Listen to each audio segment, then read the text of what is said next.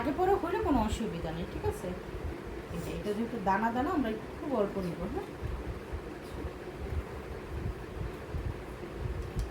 অবশ্যই চামিচ দিয়ে প্রোডাক্ট নিব, তাহলে আমাদের প্রোডাক্টগুলো ভালো থাকবে।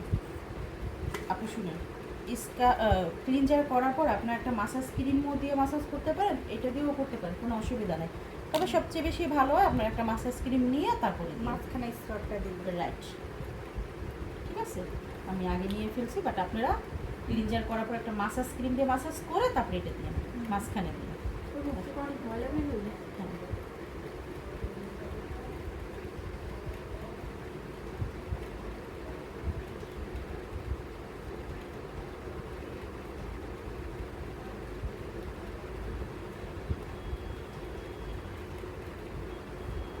সেম প্রসেসই আমার। আপনাদের বুঝতে অসুবিধা হলে কিন্তু আমাকে বললেন। হ্যাঁ, বারবার বলতেছি, আমি কিন্তু এখন স্পিডে করতেছি। আপনাদের যদি মনে হয় আমি আবার স্লো করে আপনাদের বুঝিয়ে বলবো।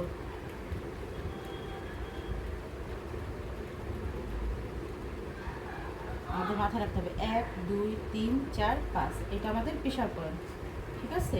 এইটা আমাদের প্রেশার পয়েন্ট, এইটা আমাদের প্রেশার পয়েন্ট, এটা আমাদের প্রেশার পয়েন্ট, একটা প্রেশার পয়েন্ট এইটা। এইভাবে দিলে এখানে একটু ঘুরলে এখানে আর একটা প্রেশার পয়েন্ট, এইটাও একটা প্রেশার পয়েন্ট।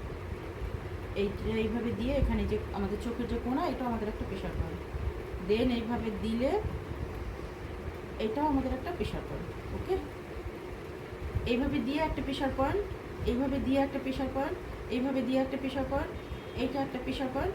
আবার এটাকে এইভাবে ঘুরে যখন আমি এখানে আসবো এই কোণায়, এটাও একটা প্রেশার পয়েন্ট। ওকে, আমরা পাইলাম। আচ্ছা, আমি এইটা দিয়ে আর শেষ করব। আমরা এইভাবে ধাপে ধাপে ওই বাকি দুটো শেষ করব। আমার যেহেতু অনেক প্র্যাকটিস করা হয়, সেহেতু আমি আর ওই দুইটা ম্যাসেজ দিলাম না।